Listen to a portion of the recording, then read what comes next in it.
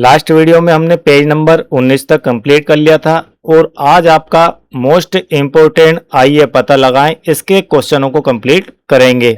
आपका यहां पर क्वेश्चन नंबर 1 है 10 अंकों की संख्या बनाने के लिए 0 से 9 तक सभी अंकों को एक बार प्रयोग करते हुए लिखिए। तो पहला अंक आपका 0 नहीं हो सकता है, ये टर्म्स कंडीशन दी है और इसके अंदर दो क्वेश्चन आपको दिए गए हैं। तो ए वाला है 5 का सबसे बड़ा गुणज क्या होगा, यह आपको बनाना है और 10 अंकों की संख्या बनाना है और अंकों को 0 से 9 तक का उपयोग करना है और पहला अंक 0 नहीं होना चाहिए और सबसे बड़ी सम संख्या बनाना है। तो इस प्रकार ये आपके दो क्वेश्चन है इसके अंदर।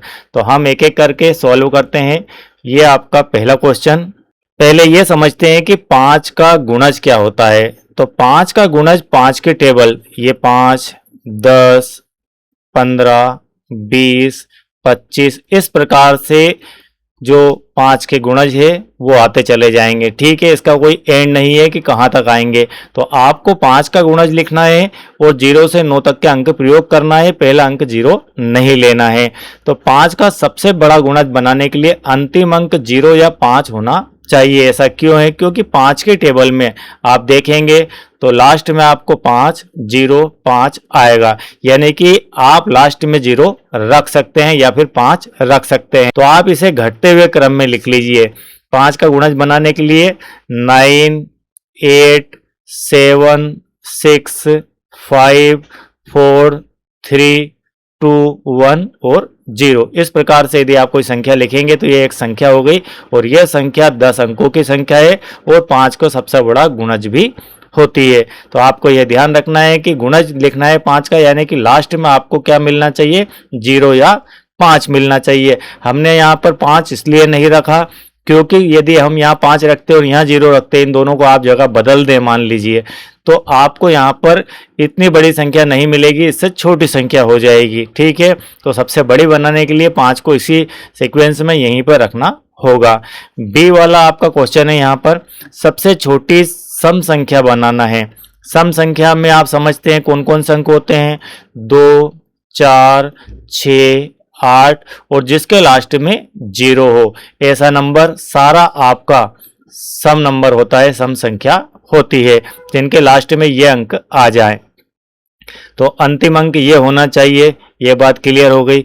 और कैसे होना चाहिए, सबसे छोटे होना चाहिए। तो हमेशा जब भी आपको छोटी संख्या बनाना हो तो आप कहाँ से स्टार्ट करेंगे, सबसे छोटे अंक से स्टार्ट करेंगे। तो यहाँ हम 0 आगे नहीं रख सकते, हमें 1 रखना पड़ेगा, उसके बाद जस्ट 0 रख देंगे। 2, 3, 4, 5, 6, 7, 8, 9 तक यहाँ ले आए। अब हम 8 को कहाँ रिप्लेस कर देंगे, 9 से रिप्लेस कर दिया हमने, 8 को 9 से रिप्लेस कर दिया। ऐसा क्यों किया, यदि हम ऐसा रखते 1, 0, 2, 3, 4, 5, 6, 7, 8, 9 तो 9 होने के कारण यह संख्या कैसी हो जाती, यह हो जाती विषम। हमें चाहिए सम, तो इसलिए हम इसको नहीं रखेंगे और लास्ट में 9 और 8 को रिप्लेस कर देंगे ताकि आपकी सम संख्या बन जाए। ठीक है, तो यह संख्या आपकी सम संख्या हो जाएगी।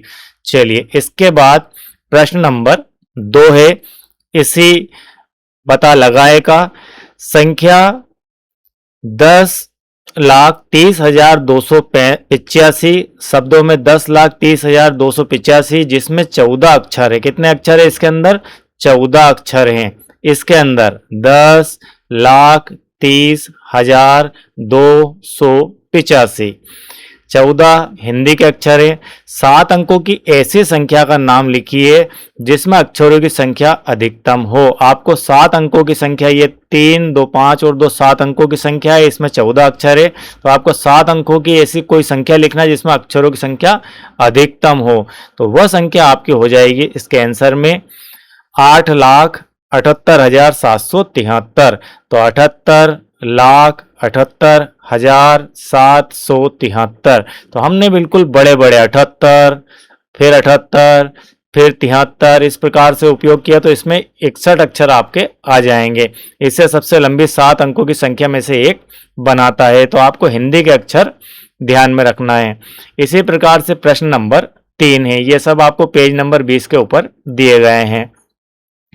9 अंकों की ऐसी संख्या लिखिए जिसमें किन्हीं दो अंकों को परस्पर बदलने पर एक बड़ी संख्या प्राप्त हो, ऐसी कितनी संख्याएं हैं? तो कितने अंकों की लिखनी है? 9 अंकों की संख्या लिखनी है, जिसमें किन्हीं दो अंकों को परस्पर बदलने पर एक बड़ी संख्या आपको प्राप्त हो जाए, ऐसी कितनी संख्याएं होगी, यह आपको बताना है। तो आंसर में हम लिखेंगे, यह सुनिश्चित करने के लिए कि किन्हीं दो अंकों को आपस में बदलने पर मान बढ़ जाए, अंकों का क्रम बाएं से दाएं बढ़ना चाहिए। तो बाएं से दाएं क्रम को बढ़ाना है, 1 2 3 से लेकर स्टार्ट करेंगे तो आपकी वह संख्या यह वाली हो जाएगी। ऐसी केवल एक ही संख्या हो सकती है। इसमें आप इस प्रकार से आंसर लिख सकते हैं। चौथा वाला है संख्या। यहाँ पर एक लंबी जोड़ी संख्या दी है, इसमें से 10 अंकों को इस प्रकार से काटिए कि शेष संख्या संभवतः बड़ी से बड़ी हो।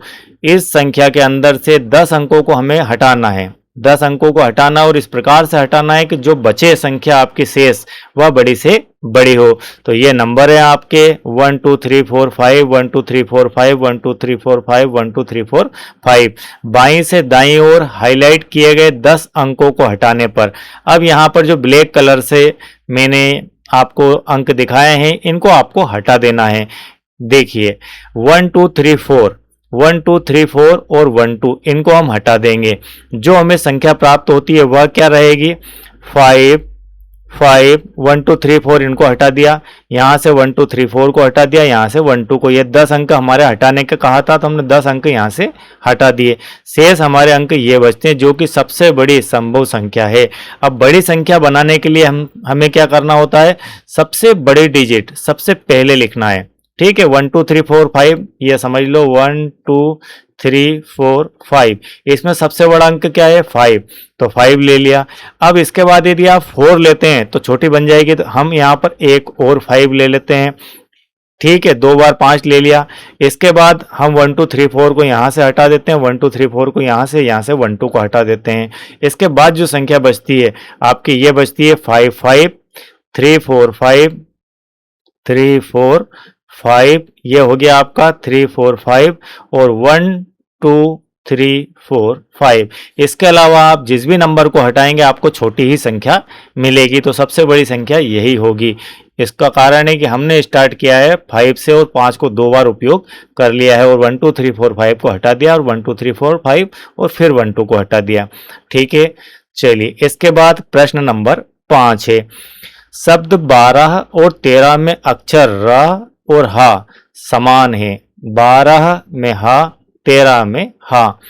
शब्द 13 और 14 में अक्षर हा समान है और शब्द 14 और 15 में अक्षर द और हा समान है। यहाँ पर द और हा, ठीक है, तो ये दा और हा दोनों समान है। ऐसी दो क्रमागत संख्याओं को ज्ञात करने के लिए आपको कहां तक गिनना होगा जिसमें कोई भी अक्षर उभयनिष्ठ ना हो? कब तक गिनेंगे कि आपको कोई भी अक्षर उभयनिष्ठ ना हो? तो आपका आंसर यहां पर आ जाता है 18। 18 और 19 वो संख्याएं हैं जहां पर कोई भी अक्षर एक जैसा नहीं है। इसमें आ, ठा, रा और हा। यहाँ पर 19 इनके अंदर कॉमन शब्द आपका कॉमन अक्षर नहीं है, अतः कोई भी अक्षर उभयनिष्ठ ना होने वाली पहली दो क्रमागत संख्याएं 18 और 19 है। आपको 19 तक गिनना होगा। एक गणन में केवल एक कैलकुलेटर के अंदर केवल 10,000 का बटन और प्लस 100 यानी कि 100 का बटन दिया गया है। तो ये 10,000 का बटन और 100 का बटन, ये दो प्रकार के ही बटन है। निम्नलिखित संख्याओं को बनाने के लिए बटनों को दबाने की संख्या का वर्णन करते हुए एक व्यंजक लिखिए। ये आपका क्वेश्चन नंबर 7 और इसका ये ए वाला। तो 20,800 को किस प्रकार से लिखा जा सकता है? तो 20,800 को हम लिख सकते हैं पहले तो 20,000, ठीक है। यदि इसको हम ब्रेक करके लिखें तो ये 20,000 एक हो जाएगा और 800 एक हो जाएगा। हम 20,000 और 800 अलग अलग रख रहे हैं। क्यों रख रहे हैं? क्योंकि हम एक के अंदर तो 10,000 क्लिक वाली उपयोग कर लेंगे बटन और एक में 100 क्लिक वाली बटन का उपयोग कर लेंगे। तो यहां पर 20,000 के लिखने के लिए 10,000 वाली बटन का हम 2 बार उपयोग करते हैं और 100 वाली बटन का हम 8 बार उपयोग करते हैं। तो यहां पर क्लिक की संख्या कितनी हो जाएगी? 8 और 2 10। 10 क्लिक में आपका ये 20,800 लिखा जाएगा। इसका बी वाला है 92,000 100। नेक्स्ट है आपका 92,100। तो 92,100 को लिखने के लिए हम क्या करते हैं, 90,000 को तो 1 लिख लेते हैं। ठीक है, 90,001 और बचा हमारा 2101। तो 90,000 को यदि हम 10,000 वाली बटन से लिखना चाहें तो आपको 9 बार क्लिक करना होगी। ठीक है, जिसमें आपका 90,000 आ जाएगा। और 100 वाली जो बटन है उसको 21 बार क्लिक कर देंगे तो आपका आ जाएगा 2100। तो फाइनली क्लिक कितने किए हमने, 9 बटन, तो 9 बार तो यहाँ 10,000 वाली दबा दी और 21 बार हमने 100 वाली दबा दी। तो कुल मिलाकर 30 क्लिक में यह कार्य हो जाएगा। अब सी वाला जो है कैलकुलेटर कुछ इस प्रकार का है, आप समझ लीजिए। कैलकुलेटर कुछ इस प्रकार का, ये इसकी डिस्प्ले है और यहाँ पर आपको 10,000 का एक बटन दिया है और 100 का एक बटन दिया है। अब आप इनको दबाकर ही यहाँ पर जो लिखे हुए नंबर है ये लेकर आएंगे। सी वाला यहाँ पर दिया है 1,20,500। तो 1,20,500 को लिखने के लिए हम 1,20,000 को अलग लिख लेते हैं। किसको लिख लेते हैं, 1,20,000। 1,20,000 को हम एक लिख लेते हैं और 500 को हम अलग लिख लेते हैं। तो 1,20,000 यानी कि 10,000 वाला जो बटन है वो 12 बार हम क्लिक कर देंगे तो 1,20,000 आ जाएगा। और 500 को लिखने के लिए 100 का बटन 5 बार प्रेस कर देंगे। कुल मिलाकर 17 क्लिक में यह कार्य आपका हो जाएगा। 1,20,500 डिस्प्ले के ऊपर यहाँ पर आ जाएगा। डी वाला है 65,30,000। 65,30,000। अब 65 लाख और 30,000 है तो सीधे सीधे हम इसे आप इस प्रकार से पढ़ सकते हैं। 653 में यदि आप 10,000 का गुणा कर दें तो आपका यहाँ 653 गुणित 10,000 से आपका ये 65,30,000 बन जाता है। हम सीधे सीधे 653 बार यदि 10,000 का बटन क्लिक कर दें तो आपका 65,30,000 आ जाएगा। तो इसको लिखने की आवश्यकता नहीं है। कुल मिलाकर क्लिक के जो नंबर है वो 653 हो जाएंगे। चलिए इसके बाद ई वाला है यहाँ पर 70,25,700। तो 70,25,700 यदि आप ब्रेक करके इसे लिखें, इसे ब्रेक करके लिखें तो आप इस प्रकार से इसे समझ सकते हैं कि 70 लाख तो ये आपका 702 तो एक हो गया। ठीक है, 702 एक हो गया। 702 को हम अलग इसलिए कर रहे हैं कि इस प्रकार से आप अब 702 के बाद कितनी 4 जीरो, 1 2 3 4 इस प्रकार से एक ये हो गया। और बचा आपका यहां से 5700, ये 5,700 अलग बचता है। इन दोनों को यदि आप जोड़ेंगे तो आपका यहाँ पर हो जाएगा 70,25,700। तो इकाई, दहाई, सैकड़ा, हजार, 10,000, लाख, 10 लाख, 70 लाख और 20,000। 70,20,000 को हम अलग लिख लेते हैं और 5700 को अलग लिख लेते हैं। तो इसको बनाने के लिए चूंकि इसमें 4 जीरो है तो इसमें हम 4 जीरो को यहाँ हटा के 10,000 का गुणा कर देते हैं और इसके अंदर 2 जीरो है, इसका मतलब इसको 100 से गुणा कर देते हैं 57 बार। तो 57 बार तो 100 से गुणा और 702 बार आपका 10,000 से गुणा होकर यह आ जाएगा। तो कुल मिलाकर 759 क्लिक में यह बन जाएगा। चलिए इसके बाद एक और इंपॉर्टेंट क्वेश्चन, क्वेश्चन नंबर 8, जो कि बहुत ही महत्वपूर्ण है।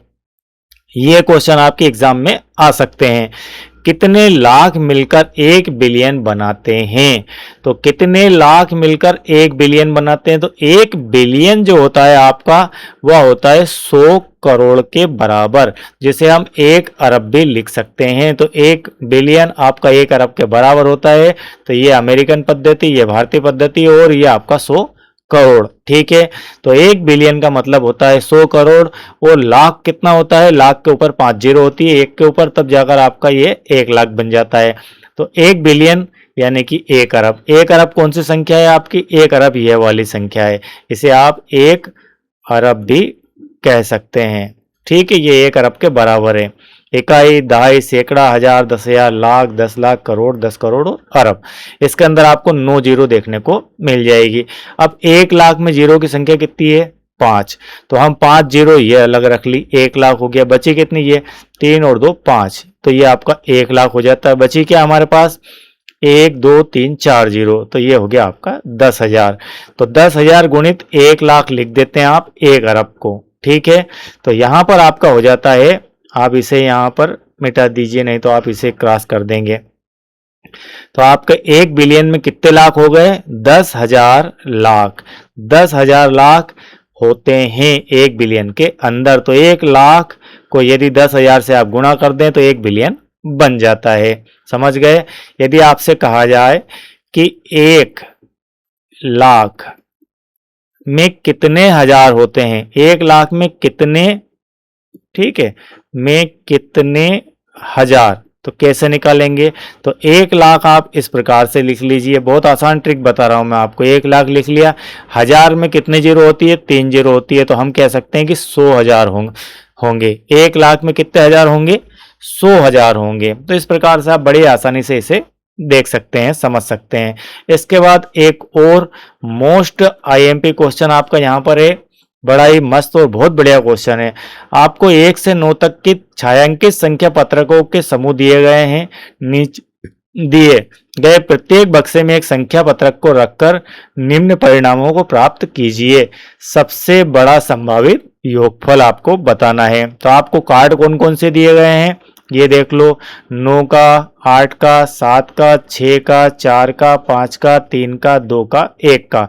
इसी प्रकार से 9, 8, 7, 6, 5, 4, 3, 2, 1 ये कार्ड आपको दिए गए हैं। अब आपकी बुक के अंदर ये जगहें खाली दी है। ये जगह जहां पर संख्या लिखी है मैंने, यहाँ पर ये वाली रो और ये वाली रो आपको खाली दी गई है। इसके अंदर आपको अंक फिट करना है। और किस प्रकार से फिट करना है कि सबसे बड़ा योगफल बन जाए। अब सबसे बड़ा योगफल लाने के लिए बड़ी बड़ी संख्याओं को इसमें, बड़े बड़े अंकों को इसमें रखना होगा। तो हम यहाँ पर रख देते हैं 9। फिर इस 9 को उठा लिया, फिर इस 9 को भी उठा लिया, तो 2 बार 9 हो गया। ठीक है, तो ये भी कट, ये भी कट। फिर 2 बार 8 रख लेते हैं, 2 बार 7 रख लेते हैं, ठीक है, और 1 बार 6 रख लेते हैं। तो यहां तक आ गया। फिर बड़े बड़े अंक उठाना है तो हम फिर से एक बार ये 6 यहां रख देंगे। फिर हम 5 को रख देंगे, ये सॉरी इसकी जगह पलटी हो गई, ये 5 रख दिया, 2 बार 5 हो गया और 2 बार आपका ये 4 हो गया और इनको छोड़ देंगे। तो इनकी जगह यहाँ फिल कर दी। इस प्रकार से फिल हो जाएगा। अब इसको आप टोटल कर दी। जब आप इसको योग करेंगे, इन दोनों को क्या करेंगे? प्लस करेंगे और लिखेंगे। तो ये संख्या आपके इस प्रकार से बनती है। एक तो ये वाली, ठीक है, इकाई, दहाई, सैकड़ा, हजार, 10,000, लाख, 10 लाख। तो ये आपका 3 और 99,88,776 है। और ये आपकी 65,544 है। इन दोनों को आप जोड़ेंगे तो ये संख्या आपकी आ जाएगी, जो कि आपका यहाँ पर संभावित सबसे बड़ा आंसर होगा ए वाले का। बात समझ गए होंगे बिल्कुल क्लियर कि ये तो आपको कार्ड दिए गए हैं, ठीक है, और ये जगह आपको खाली दी गई है आपकी बुक के अंदर। इनमें आपको संख्या रखनी है और सबसे बड़ा आंसर लाना है, टोटल लाना है। तो आप इनमें से वही कार्ड रखेंगे, सबसे बड़े बड़े वाले। इस प्रकार से आप जमाते जाएंगे। चलिए, इसके बाद सबसे बड़ा संभावित योगफल तो हो गया। अब सबसे छोटा संभावित अंतर लाना है आपको। अंतर कैसे लाएंगे? यहाँ पर खाली जगह आपको इस प्रकार से दी गई है। अब यहाँ पर क्या करना है? हम अंतर लाने के लिए, सबसे बड़ा अंतर, सबसे छोटा अंतर लाने के लिए हम क्या करेंगे? सबसे छोटी संख्या बनाते हैं। यहां पर सबसे छोटी संख्या बनाएंगे और यहां पर सबसे बड़ी संख्या बनाएंगे। सबसे छोटी संख्या में से यदि सबसे बड़ी संख्या आप घटाएंगे तो आपको जो अंतर मिलेगा वो सबसे छोटा मिलेगा। तो सबसे छोटी संख्या बनाना है तो हम 1 से स्टार्ट करेंगे। 1 का कार्ड ले लिया, फिर 1 का ले लिया, फिर 2 का ले लिया, फिर 2 का ले लिया। हमारे पास एक नंबर के 2 कार्ड हैं, ठीक है, हर नंबर के 2 कार्ड अपने पास दिए गए हैं। फिर 3 का ले लिया, फिर 3 का ले लिया और एक 4 का ले लिया। अब सबसे बड़ी बनाना है तो 1 9, फिर 1 9, फिर 1 8, फिर 1 8 और एक 7। अब आप इसमें से इसको माइनस कर सकते हैं, इसको घटाएंगे तो आपके पास ये वाला आंसर आ जाएगा। तो इस प्रकार से इसे आप सॉल्व कर सकते हैं। बड़ा ही रोचक और इंटरेस्टिंग क्वेश्चन है। इसके बाद आपका प्रश्न नंबर 10। अब प्रश्न नंबर 10 दिया गया है, इसे भी हम समझ लेते हैं, जो कि आपका पेज नंबर 21 के ऊपर दिया गया है। आपको कुछ पत्रक 4,000, 13,000, 300, 70,000, 1,50,000 और 20 और 5 के दिए गए हैं। कुछ कार्ड दिए गए हैं ऐसे, ठीक है। इन पत्रकों का उपयोग करके आप, पत्रक से मतलब कि एक ऐसा कार्ड दिया गया है, इस कार्ड के ऊपर यहाँ 5 लिखा है, एक कार्ड पर इस प्रकार से यहाँ पर 20 लिखा है। इस प्रकार के कार्ड हैं, ठीक है। इस प्रकार से सारे कार्ड दिए गए हैं। इन पत्रकों का उपयोग करके आप अपनी इच्छा अनुसार किन्हीं भी संक्रियाओं, संक्रियाओं से मतलब 4 प्रकार की संक्रिया, गुणा, भाग, जोड़, घटाव, ये चारों संक्रियाएं होती है। इनका उपयोग करते हुए नीचे दी गई संख्याओं के जितना हो सके उतना निकटतम पहुंच सकते हैं। एक विशिष्ट संख्या को बनाने के लिए प्रत्येक पत्रक का उपयोग केवल एक बार किया जा सकता है। यहाँ पर आपको एग्जाम्पल भी दिया गया है 1,10,000 का। तो 1,10,000 को इनमें से ही संख्या उपयोग करनी है। 4,000 गुणित 20 धन 5 और यहाँ पर 13,000। जब इसको आप हल करेंगे तो आपको ये वाला 1,13,000 मिल जाएगा। ठीक है, इस प्रकार से कैसे देख लो आप, 4,000 और गुणित 20 और 5 25 धन 13,000। अब इनको गुणा कर लो आप, 25 चुको हो गया आपका 100 और ये आपकी 30 प्लस 13,000। जब इसको जोड़ेंगे तो ये हो गया आपका 1,00,000 और ये 13,000, तो 1,13,000 टोटल आ जाएगा। चलिए, इसी प्रकार से आपको अब क्वेश्चन दिया गया है, हम इसे वापस से नहीं लिखेंगे। ये आपका 1,10,000 जो था उसके निकटतम आपका 1,13,000 बन जाएगा। यही संभावित है, इससे कम नहीं बन सकता है। ठीक है, चलिए अब हम बनाते हैं बी वाला। बी वाले में दिया है 2 लाख। 2 लाख संख्या बनानी है तो हम 15,000 को एक बार, 1,50,000 को तो एक बार ले लेते हैं। सबसे बड़ा नंबर हमारे पास 1,50,000 का है तो वही हमने यूज कर लिया पहले। तो बचा कितना आपके पास, बचा है आपके पास 50,000। 50,000 आपको और लाना है। तो 50,000 लाने के लिए आपको क्या करना है, तो यहाँ पर थोड़ी सी मिस्टेक हो गई, आप इसको हटा लो। ठीक है, हम सीधे सीधे इसको हटा लेते हैं और यहाँ पर 1,50,000 हो गया और आपका प्लस 70,000 है। ठीक है, ये वाला प्लस 70,000 भी रख लेते हैं और ये वाली संख्या आप हटा लीजिए। प्लस 70,000 तो ये आपका हो जाता है 2,20,000। ठीक है, कितना हो जाएगा, 2,20,000। हमें पहुंचना है 2 लाख के ऊपर, तो हम क्या करेंगे, इसमें माइनस करेंगे। तो आप इसके अंदर इस प्रकार से लिख सकते हैं, माइनस 4,000, कितना, 20,000 हटाना है तो 4,000 गुणित 5, इसे माइनस कर देंगे तो इसमें से आपका ये 20,000 और माइनस हो जाएगा। तो फाइनली आपके पास आ जाएगा यहाँ पर 2 लाख। ठीक है, ये आपका 2 लाख मिल जाएगा। तो संक्रिया आपकी ये रहेगी, मैं यहाँ अलग लिख देता हूँ आपको, 1,50,000 ठीक प्लस 70,000 और उसमें से माइनस आपका 4,000 गुणित 5, ये आपकी संक्रिया हो जाएगी। चलिए, इसके बाद सी वाला है 5,80,000। अब 5,80,000 को लिखना है तो आपका यहाँ पर 1.5 लाख तो आप एक लिख देंगे, 1,50,000। ठीक है, और 70,000 में आप 5 का गुणा कर दीजिए तो 7 5 35, 3,50,000 ये हो गया। आप 4,000 का गुणा 20 बार कर दीजिए, सबको जोड़ देंगे तो 5,80,000 आ जाएगा। इसी प्रकार से आपका डी वाला है, यहाँ पर 12,45,000 आपको लाना है। तो हम यहाँ पर 13,000 को 300 से गुणा कर देते हैं, इसके बाद 1.5 लाख को 20 से गुणा कर देते हैं और 70,000 को 5 से गुणा कर देते हैं। तो इस प्रकार से आप इन सबका गुणा करने के बाद योग करेंगे तो आपका यहाँ पर आ जाएगा 12,50,000, जो कि समथिंग लगभग है 12,45,000 के। ठीक है, फिक्स तो नहीं आ पाएगा लेकिन इसके करीब करीब आ जाएगा। इसके बाद ई वाला है 20,90,800 लाना है। तो 20,90,800 के करीब पहुंचने के लिए 70,000 का 20 बार गुणा कर देते हैं और 1.5 लाख का हम कर देते हैं 5 बार गुणा। तो फाइनली आपको जब इनको टोटल करेंगे आप, तो यहाँ कर देता हूं मैं टोटल, 7 दूना 14 और 3 4 और 1 5 0, तो ये आपका 14 लाख तो ये हो गया। और आपका यहाँ पर 15 5 75 मतलब 7,50,000 ये हो जाता है। इन दोनों को जोड़ेंगे तो कुल मिलाकर 21,50,000 यहाँ पर हो जाएगा, जो कि आपका 20,90,800 के करीब है। तो इस प्रकार से ये क्वेश्चन आपके कंप्लीट होते हैं। इसके बाद आपका क्वेश्चन नंबर 11, पता लगाइए कि एकता की प्रतिमा की ऊंचाई से मिलान करने के लिए कितने सिक्कों का ढेर लगाना चाहिए। मान लीजिए कि प्रत्येक सिक्के की मोटाई 1 मिलीमीटर है। यदि 1 मिलीमीटर का एक सिक्का है तो आपको जो 182 मीटर की स्टैच्यू ऑफ यूनिटी की हाइट दी थी उसके बराबर कितने सिक्कों की आवश्यकता होगी। तो 182 मीटर को पहले हम मिलीमीटर में बदल लेते हैं।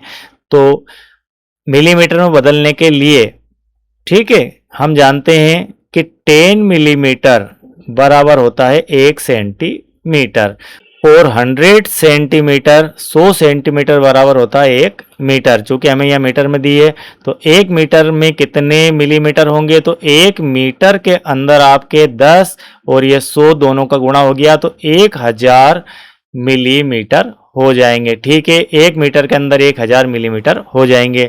तो 1 मीटर के अंदर 1000 मिलीमीटर होते हैं। तो हमें यहाँ मीटर को से मिलीमीटर में बदलना है, तो हम 1000 का गुणा कर देंगे 182 गुणित 1000, देन आपके पास आ जाएगा 1,82,000 मिलीमीटर। अब सिक्के की मोटाई कितनी है, 1 मिलीमीटर की, तो उतने ही सिक्कों की आवश्यकता यहाँ पर होगी। कुल मिलाकर 1,82,000 सिक्कों की यहाँ पर आवश्यकता होगी स्टैच्यू ऑफ यूनिटी के बराबर हाइट करने के लिए। चलिए एक और आईएमपी क्वेश्चन 12 नंबर वाला दिया गया है। एक बहुत बड़े समुद्री पक्षी एल्बाट्रॉस के पंखों का फैलाव लगभग 7 फीट चौड़ा होता है। ये कई महासागरों में स्थानांतरण के लिए जाने जाते हैं। एल्बाट्रॉस एक दिन में लगभग 900 से लेकर 1000 किलोमीटर की दूरी तय कर सकता है। रिकॉर्ड में सबसे लंबी एकल यात्रा 12,000 किलोमीटर की है। प्रशांत महासागर को पार करने में ऐसी यात्रा में लगभग कितने दिन लगेंगे। तो प्रशांत महासागर को पार करने में उसको कितना दिन लगेगा, यह जानने के लिए हमें प्रशांत महासागर की चौड़ाई चाहिए। तो प्रशांत महासागर की चौड़ाई दी गई है 19,300 किलोमीटर, कितनी दी है।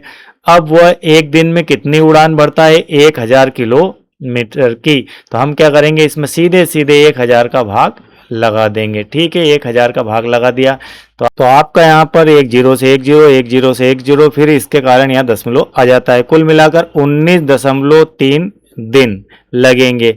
तो हम उसे फाइनली लिख सकते हैं कि 19 दिन लग जाएंगे। चलिए इसके बाद आपका नेक्स्ट क्वेश्चन है 13वां क्वेश्चन। लिमोसा एक पक्षी के नाम सबसे लंबी अविरत उड़ान का रिकॉर्ड दर्ज है। बिना रुके अलास्का से ऑस्ट्रेलिया 13,560 किलोमीटर की यात्रा की। यह यात्रा 13 अक्टूबर 2022 से प्रारंभ होकर लगभग 11 दिन चली। इसके द्वारा प्रत्येक दिन में तय की गई दूरी ज्ञात कीजिए। पता लगाइए कि उसने प्रत्येक घंटे में लगभग कितनी दूरी तय की। इसका आंसर हम बनाते हैं। चलिए किस प्रकार से आंसर बनेगा समझते हैं।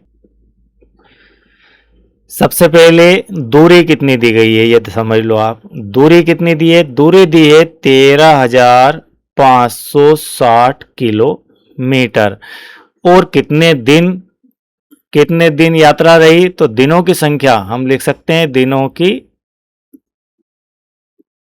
संख्या है हमारी 11 दिन। ठीक है, अब 11 दिन यहां पर पूछी गई प्रत्येक घंटे में कितनी दूरी तय की। तो एक दिन में दूरी तो निकाल लें। तो एक दिन में तय दूरी, एक दिन में तय दूरी निकालने के लिए 13,560 में भाग लगा देते हैं 11 का। 11 का जब इसमें हम भाग लगाएंगे तो आपका आ जाएगा यहां पर 1233 किलोमीटर पर डे। एक दिन में 1233 किलोमीटर की डिस्टेंस उसने तय की थी। अब हमें ये तो एक दिन की आ गई। एक दिन का मतलब है कि 24 आवर 24 घंटे 24 घंटे में 1233 किलोमीटर की दूरी तय की। अब हमें एक घंटे की निकालना है, प्रत्येक घंटे की। तो हम इसमें क्या करेंगे, 24 का भाग लगा देंगे। तो एक घंटे में तय दूरी बराबर 1233 भागित 24। तो यहां पर आपका आ जाएगा लगभग 51 किलोमीटर पर आवर। ठीक है, एक घंटे में 51 किलोमीटर की दूरी उसके द्वारा तय की गई। तो यही आंसर बन जाएगा। चलिए इसके बाद क्वेश्चन नंबर 14 और इसका शायद लास्ट है। ठीक है, बाल्ड ईगल को भूतल से 4500 से 6000 मीटर की ऊंचाई तक उड़ने के लिए जाना जाता है। माउंट एवरेस्ट की ऊंचाई लगभग 8,850 मीटर है। हवाई जहाज 10,000 से 12,800 मीटर की ऊंचाई तक उड़ सकता है। सोमू के भवन की तुलना में ये ऊंचाई कितनी गुना बड़ी है, ये आपको बताना है। तो इसका आंसर लिखते हैं यहाँ पर। सोमू का जो भवन था, तो सोमू के भवन की ऊंचाई, उसमें 10 तल थे और एक तल उसका 4 मीटर का था, तो 4 गुणित 10 यानी कि 40 मीटर का उसका भवन था।